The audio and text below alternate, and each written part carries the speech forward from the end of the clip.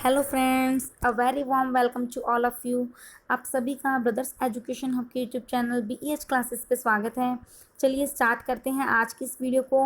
वही हम अपने लेके चल रहे हैं सेंटेंस इम्प्रूवमेंट के questions, one words and phrasal verbs. Okay, so first question आपके सामने है वन वर्ड का। Take your time and tell me कि इसका आंसर क्या होना चाहिए। The question is one who is too careless to plan for the future, यानी जो फ्यूचर के लिए बिल्कुल भी प्लानिंग करके नहीं चलता उसे हम क्या कहते हैं। Okay, your options are imprudent, important, improvident, impractical. Okay, four options are there. You have to choose only one option. Tell me which one is the right option. Okay, take your time and tell me A, B, C or D, which one is the correct option. Okay, yes, too fast. A, B, C or D.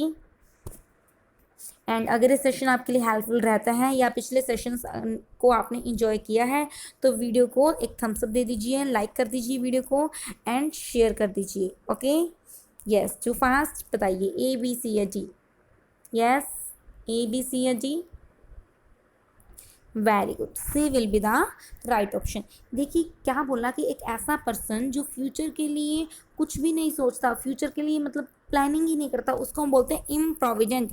यानी वो future के लिए अपनी जो सोच है उसको कुछ भी प्रोवाइड नहीं करवाता। पैसे याद कर लीजिए, तो कुछ भी प्रोवाइड नहीं करवाता फ्यूचर के लिए, अपनी लाइफ के लिए कुछ भी, तो उसको हम बोलेंगे इम्प्रोविडेंट है।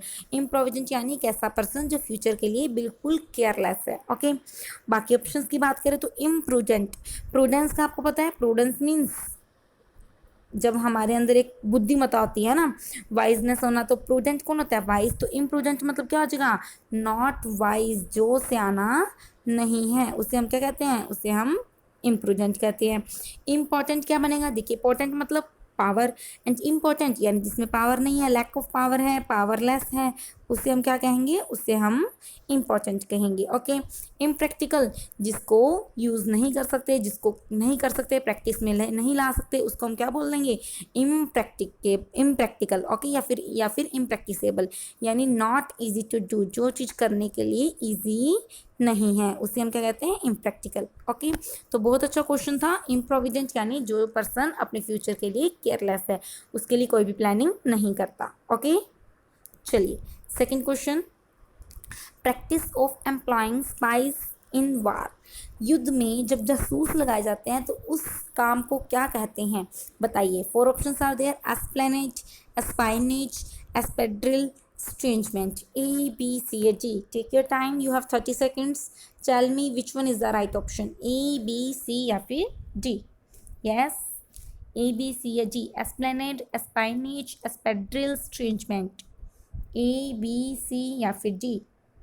यस, अभी 3 से 4 दिन में किसी भी दिन आपका सरप्राइज टेस्ट हो सकता है फ्रेजल वर्ब का। ओके, आपको पहले से बता रही हूँ, जितनी भी फ्रेजल वर्ब्स आपको करवाती हैं, लगभग हमने 21 या 22 क्लासेस हमारी हो चुकी हैं, तो वो सारी फ्रेजल वर्ब्स आपको अच्छे से लर्न कर लेनी है ताकि आप अपने टेस्ट में अच्छा स्कोर कर सकें। ओके, आपका किसी भी दिन टेस्ट हो सकता है, ठीक है? So be prepare for the test. Yes, बताइए ए, बी, सी या D.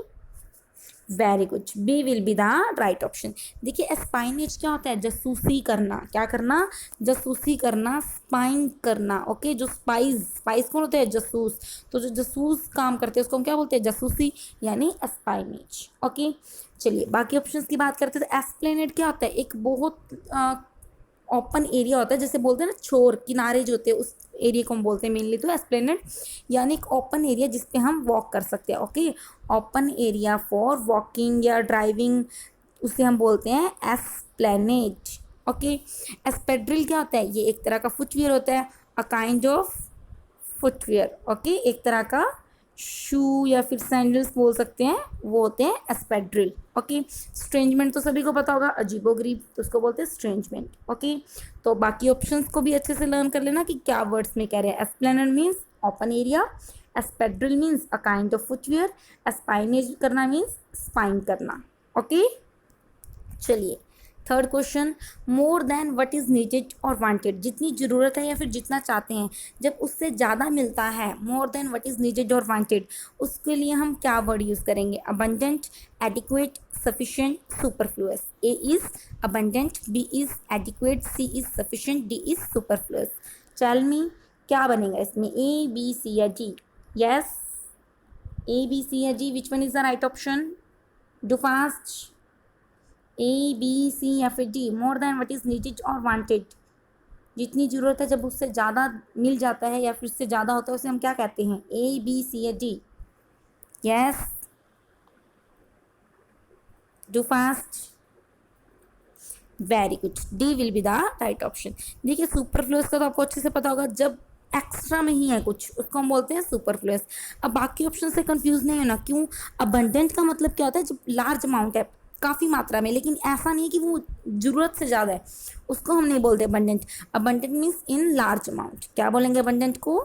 In large amount. Okay. Adequate और सफिशिएंट क्या है?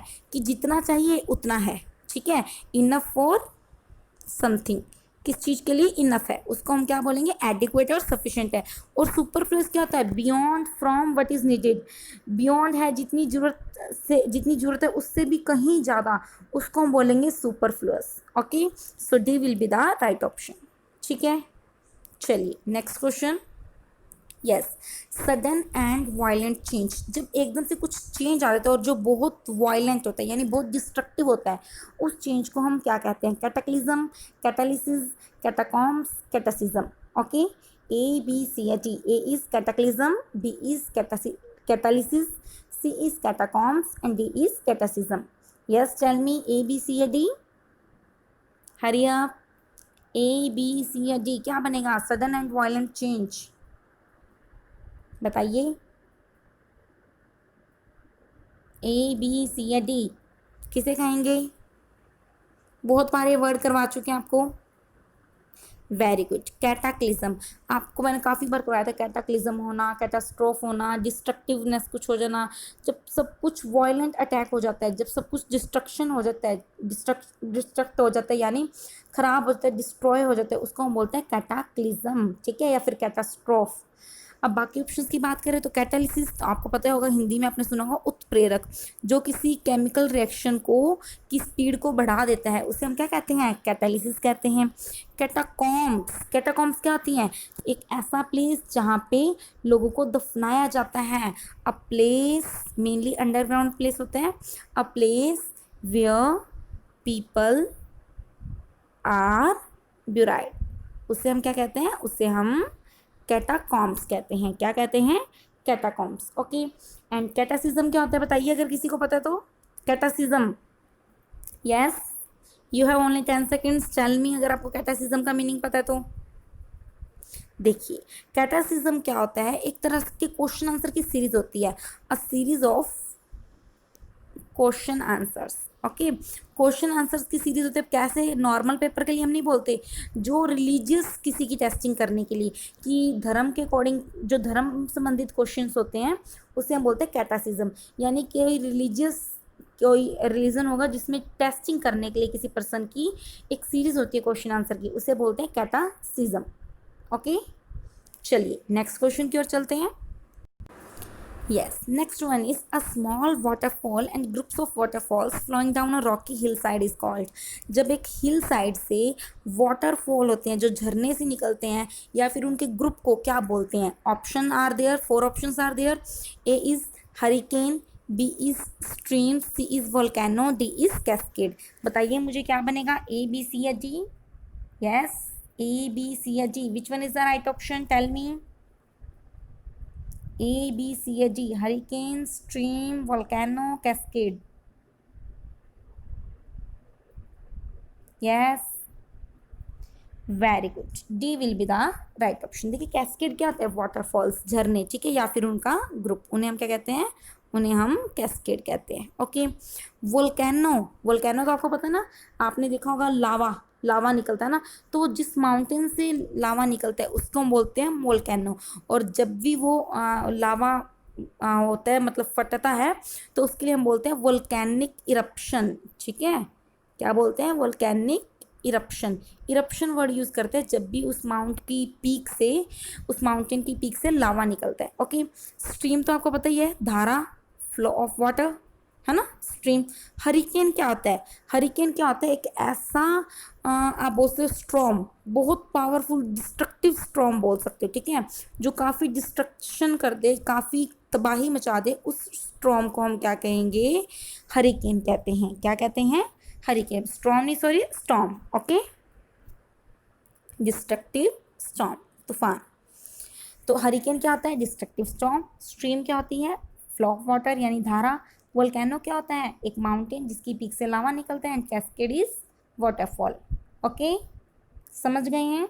ये थे हमारे आज के वर्ड्स, वोकैब सेशन यानी वन वर्ड्स। ओके, अब हम स्टार्ट करते हैं phrasal verbs. So first question is makeup with, sorry, make of with या फिर make away with. Make of with या फिर मेक अवे विथ। आज की फ्रेजल्स बनी होंगी मेक से। मेक मीन्स वैसे तो क्या होता है? बनाना, है ना, किस चीज़, कोई काम बनाना, कोई प्लान बनाना, उसे हम बोलते हैं मेक। अब मुझे बताइए make of with, make away with क्या बनेगा? इसका मीनिंग क्या बनेगा? मेक ऑफ विद या make away with? Yes, make of with या मेक अवे विद को क्या कहते हैं? बताइए, बताइए जल्दी से, मेक ऑफ विद या मेक अवे विद। देखिए कैसे याद करें हम। स्कूल्स में बच्चे बंक करते हैं, ठीक है। अच्छा, बंक करने के लिए पहले वो क्या बनाते हैं? कोई ना कोई प्लान बनाते हैं। तो आप ऐसे याद कर लो, प्लान मेक करते हैं कि अवे विद, किसी के साथ भाग जाएंगे। अवे मतलब दूर, ऑफ कर जाएंगे स्कूल को, क्लासेस ऑफ कर देंगे, बंक कर देंगे।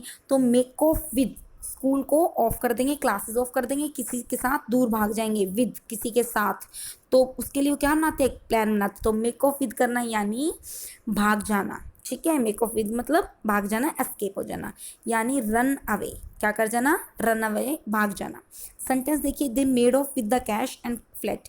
उन्होंने वो कैश के साथ भाग गए और फ्लैट मतलब दूर भाग गए, छुप गए, पुलिस की नज़रों से दूर हो गए। तो make of with, made of with मतलब रन अवे। ओके, चलिए next phrasal verb is make out. क्या है? Make out. अब बताइए मुझे मेक आउट क्या बनेगा? Yes, make out. Make means कुछ बनाना। अब देखते हैं मेक आउट कैसे याद करें। आउट मीन्स बाहर, मेक मीन्स बनाना। अब बाहर बनाना तो ये तो नहीं बनेगा ऑब्वियस, लेकिन बताइए मेक आउट क्या बनेगा? यस, फिर इसे भी हम एक स्टोरी से लर्न कर लेंगे। मेक आउट देखिए कैसे याद करें। सबसे पहले तो मीनिंग देखिए, मेक आउट मीन्स कुछ समझ पाना, अंडरस्टैंड कर पाना, उसे बोलते हैं मेक आउट। कैसे याद करें? आपको, आपने देखा होगा कि जो छोटे बच्चे होते हैं ना, वो घर के बाहर बेल बजा के चले जाते हैं, है ना। तो बाहर, बाहर को याद कर लो, घर के बाहर। तो वो हमें उल्लू बना जाते हैं, बना जाते हैं क्या? घर के बाहर बैल बजा के वो हमें क्या बना देते हैं? उल्लू बना जाते हैं, पागल बना जाते हैं। हमें समझ नहीं आता कि कोई आया है, बाद में पता लगता है अरे भी वो तो बच्चे भाग रहे हैं और वो हमें पागल बना गए। तो मेकआउट मीन्स समझ पाना कि हुआ क्या था। मेकआउट करना मीन्स समझ पाना कि हुआ क्या था, तो अंडरस्टैंड कर पाना। ओके, सो मेकआउट मीन्स समझ पाना। सेंटेंस देखिए, the police could not make out the coded message they intercepted. जो कॉडेड मैसेज उन्होंने यूज़ किया उसको पुलिस नहीं समझ पाई, यानी अंडरस्टैंड नहीं कर पाई। तो मेक आउट करना यानी अंडरस्टैंड कर पाना, समझ पाना। ओके, चलें आगे। ठीक है, next phrasal verb is makeup. क्या है? मेकअप। अब ये गर्ल्स वाला मेकअप नहीं है, लेकिन बताइए मेकअप का मीनिंग क्या होगा? हम याद गर्ल्स वाले मेकअप से कर लेंगे। अब बताइए मेकअप का मीनिंग क्या होगा? Yes, do fast, makeup. बताइए मेकअप क्या बनेगा? कैसे भी याद कर सकते हैं, मेकअप तो नॉर्मली यूज़ करते हैं। देखिए मेकअप का मतलब क्या होता है? जब कोई लड़ाई हो जाती है, क्वारल हो जाता है, कुछ भी लड़ाई हो जाती है, तो उसको, उसमें एग्रीमेंट लाना, उसको ख़त्म करना, उसको बोलेंगे मेकअप कर लो यार, है ना, वापस से दोस्ती बना लो, मेकअप कर लो। तो कैसे याद करें? देखो दो, एक थी लेडी कोई भी, ठीक है, और एक थी पार्लर वाली। अब उसने उसका हेयर स्टाइल वगैरह ख़राब कर दिया, कुछ ख़राब कर दिया, तो उसने बोला कि मैं आपका फ्री में मेकअप कर दूँगी, यानी अब उनकी लड़ाई सेट हो जाएगी। या फिर आप इसको कैसे याद कर सकते हो? आपने अगर मूवीज़ देखी होगी तो हम रिलेट कर रहेंगे तो जल्दी अच्छे से याद हो जाएगा, है ना। तो सुर्खी बिंदी एक मूवी है ना, देखी होगी, नहीं तो देख लेना, पंजाबी मूवी है सुर्खी बिंदी। उसमें क्या करते हैं, उसमें वो लड़की का मेकअप ख़राब हो जाता है या फिर वो लेट हो जाती है, वो उसका मतलब टाइम पे पहुंच नहीं पाती, तो वो कहती है मैं आपका फ्री में मेकअप करूंगी, तो उनकी लड़ाई ख़त्म हो जाती है इससे। यानी फ्री में मेकअप मिलेगा तो लड़ाई क्या हो जाएगी, ख़त्म हो जाएगी। तो मेकअप करना मीन्स लड़ाई ख़त्म करना। ओके, तो make up means to end a quarrel. Okay, film से याद कर लेना, बहुत जल्दी याद हो जाएगा आपको। सेंटेंस देखिए, you should make an effort to make up a quarrel with your friend. आपको एक प्रयास करना चाहिए अपने दोस्त के साथ लड़ाई को ख़त्म करने के लिए, उसको मेकअप करने के लिए। ओके, चलिए next phrasal verb is makeup for. क्या है, मेकअप फॉर। अब बताइए मेकअप फॉर का मतलब क्या बनेगा। Yes, makeup for, do fast. Yes, बताइए जल्दी से, मेकअप फॉर किसके लिए बनेगा, डू फास्ट। मेकअप फॉर का मीनिंग क्या बनेगा बताइए मुझे, फिर मैं बताती हूँ आपको मेकअप फॉर कैसे याद करना है। यस, देखिए मेकअप हमने कैसे याद किया, सुर्खी बिंदी मूवी से, है ना। वहाँ पर उसको अपने लेट होने के कारण उसको उसका मेकअप करना पड़ा, यानी लड़ाई को ख़त्म करने के लिए क्या किया उसने, मेकअप किया। अब किस चीज़ के लिए मेकअप करना पड़ा, है ना, लड़ाई ख़त्म करने के लिए मेकअप करना पड़ा।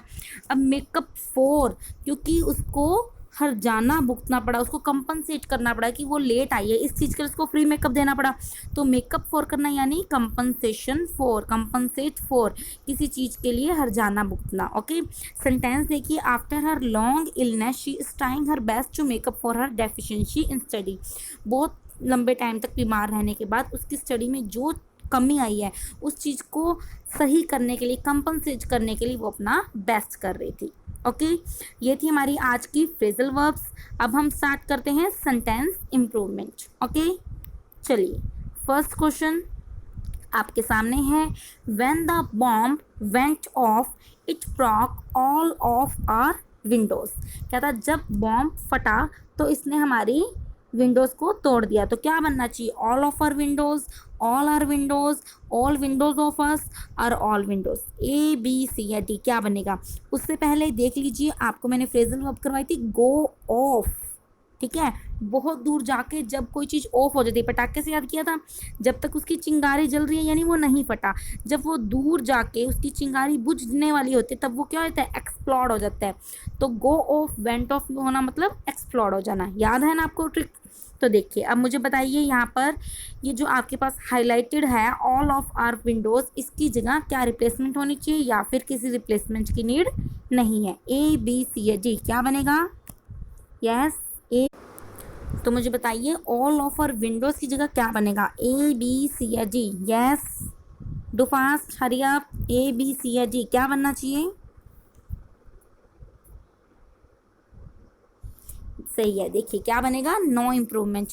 ऑल ऑफ आवर विंडोज़, जितनी भी विंडोज़ है सारी की सारी, ऑल आवर विंडोज़ नहीं बनेगा, आर ऑल विंडोज़ ऐसा कुछ भी नहीं बनेगा, यानी किसी भी इम्प्रूवमेंट की नीड नहीं थी। D will be the right option. Okay, चलिए नेक्स्ट क्वेश्चन की ओर चलते हैं। Next question is, he is quite well now, वो अब पूरी तरह से ठीक है। अ स्लाइट कॉल्ड, ठीक है। अब आपको बताना है अ स्लाइट कॉल्ड की रिप्लेसमेंट किससे होनी चाहिए या फिर किसी रिप्लेसमेंट की नीड नहीं है। ए बी सी या D. Options are except with a slight cold, excepting a slight cold, except for a slight cold, या नो इम्प्रूवमेंट। बताइए मुझे ए बी सी या डी, क्या बनेगा। Yes, you have 20 seconds, check your time and tell me which one is the right option. A B C या D. And भी जो भी पर्सन वीडियो से जुड़ जाता है वो वीडियो को लाइक एंड शेयर तभी कर दे, और अगर आप इस सेशन को एंजॉय कर रहे हैं तो वीडियो को थम्स अप जरूर दें, लाइक कीजिए। हम आपके लिए एफर्ट्स कर रहे हैं, आपके लिए वीडियो प्रिपेयर कर रहे हैं, मैटर रेडी कर रहे हैं, तो आपको भी क्या करना है, आपको भी हमारे लिए इस वीडियो को शेयर करना है, ज़्यादा से ज़्यादा जितना शेयर कर सकते हैं आप, एंड वीडियो को लाइक ज़रूर करना है। और अगर आप अभी चैनल पर नए हैं, चैनल को सब्सक्राइब नहीं किया है, तो सबसे पहले चैनल को सब्सक्राइब कर लीजिए, बेल आइकन को प्रेस कर लीजिए ताकि आपको नोटिफिकेशंस भी टाइम टू टाइम मिल जाए। जैसे ही कोई वीडियो अपलोड होती है, कोई एग्ज़ाम के लिए नोटिस आता है, तो आपको उसकी इन्फॉर्मेशन सबसे पहले मिले। ओके, तो उसके लिए चैनल को सब्सक्राइब एंड बेल आइकन को प्रेस जरूर कीजिए। ओके, और अगर ये सेशन आपके लिए हेल्पफुल रहता है, अगर आप इसे पसंद करते हैं, तो लाइक करके अपना लव शो कीजिए इस सेशन के लिए। यस, अब बताइए मुझे ए बी सी या D. Very good, C will be the right option. देखिए हम क्या बोलेंगे, थोड़ा सा कोल्ड हुआ है बस, उसके अलावा वो ठीक है ना, एक्सेप्ट आना चाहिए। अब एक्सेप्टिंग तो नहीं आना चाहिए, नहीं, तो क्या बनेंगे ऑप्शंस ए और सी बचे। अब एक्सेप्ट के बाद में फिक्स प्रपोजिशन होती है फॉर, एक्सेप्ट फॉर, यानी C will be the right option. Understood, समझ गए हैं, चले आगे। Okay, next question, he doesn't like me coming so late, उसको मेरा लेट आना पसंद नहीं है। ओके, अब मुझे बताइए क्या होना चाहिए इस मी कमिंग सो लेट की जगह, my coming so late, I coming so late, me come so let, या फिर किसी इंप्रूवमेंट की नीड नहीं है। तो बताइए ए बी सी या फिर डी, इन चार ऑप्शंस में से आपका करेक्ट ऑप्शन क्या होगा। यस, ए बी सी या डी, बहुत अच्छा क्वेश्चन है। तो बताइए मुझे क्या बनेगा, ए बी सी या D. Yes, hurry up, A B C या D, which one is the right option, tell me, do fast. A B C या डी क्या बनेगा। Yes, very good, A will be the right option. देखिए आपको बहुत बार बताया है कि जब भी ING form as a verb use नहीं होती, as a noun, as a gerund use की जाती है, तब हम जिरंड के साथ पोजेसिव एडजेक्टिव लगाते हैं। कोई भी ऑब्जेक्टिव केस नॉर्मल नहीं आता, मी कमिंग नहीं होगा, माई कमिंग होगा, मेरा लेट आना पसंद नहीं था, ना कि मुझे लेट आना पसंद नहीं था। ओके, यानी मेरा लेट आना, माई कमिंग सो लेट, यानी A will be the right option. Okay, समझ गए हैं। अगर आपको क्वेश्चन समझ आ गया तो मुझे यस कमेंट कीजिए, डू फास्ट, यस कमेंट कीजिए अगर आपके लिए क्वेश्चन आपको समझ आ चुका है तो बताइए। ओके, चलिए नेक्स्ट क्वेश्चन की ओर चलते हैं। Yes, I have to cut down my expenses due to my falling income, क्योंकि मेरी इनकम धीरे धीरे कम हो रही है इसलिए मुझे अपने खर्चे कम करने पड़ेंगे।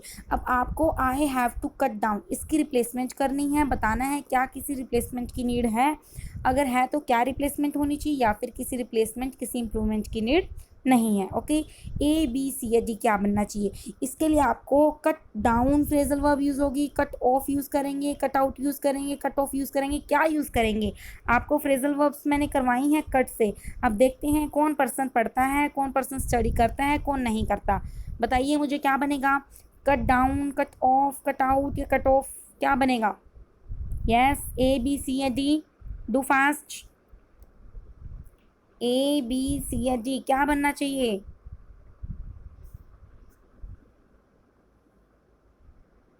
Yes, tell me. Very good, D will be the right option. हमने कैसे याद किया था कट डाउन, वही एक लड़की जिसके लॉन्ग हेयर थे, है ना, लर्न किया था ना लॉन्ग हेयर वाली लड़की से। तो हमने क्या बोला, उसने बोला नीचे से थोड़े थोड़े क्या कर दो, कट कर दो। तो कट डाउन नीचे से, यानी किसी चीज़ को शॉर्ट कर दो, कम कर दो, है ना, लेंथ शॉर्ट कर दो, कम कर दो। तो कट डाउन मीन्स कम करना, यानी there is no need to any improvement, किसी भी इम्प्रूवमेंट की नीड नहीं थी, there is no need of any improvement. Okay, चलिए नेक्स्ट क्वेश्चन की ओर चलते हैं। यस, नेक्स्ट क्वेश्चन बहुत अच्छा क्वेश्चन है, स्टार मार्क कर लीजिए, डबल स्टार मार्क कर लीजिए इस क्वेश्चन के लिए। और मुझे बताइए, his brother never has and never will be dependable, उसका ब्रदर ना तो आज तक कभी डिपेंड हुआ है किसी पे और ना ही कभी होगा। ओके, ये कहना चाह रहे हैं। अब मुझे बताइए जो आपको हाईलाइट करके दिया नेवर हैज़, इसकी रिप्लेसमेंट किससे होनी चाहिए, या फिर किसी रिप्लेसमेंट की नीड नहीं है। Options are never had, never has been, was never being या no improvement, A B C या D. Yes, A B C या डी, कौन सा ऑप्शन बनेगा बताइए। ए बी सी या D, which one is the right option, tell मी।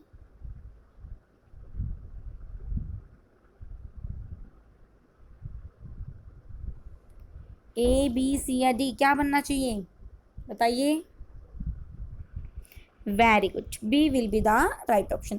देखिए मैंने आपको वर्ब की जो बेसिक क्लास थी, यानी जो हमारी पार्ट्स ऑफ स्पीच वाली क्लास थी, उसमें मैंने आपको बताया था कि जब भी हम हैज़ यूज़ कर रहे हैं, या फिर हैव यूज़ कर रहे हैं, या फिर हैड यूज़ कर रहे हैं, इनके साथ में हम वर्ब की थर्ड फॉर्म यूज़ करते हैं।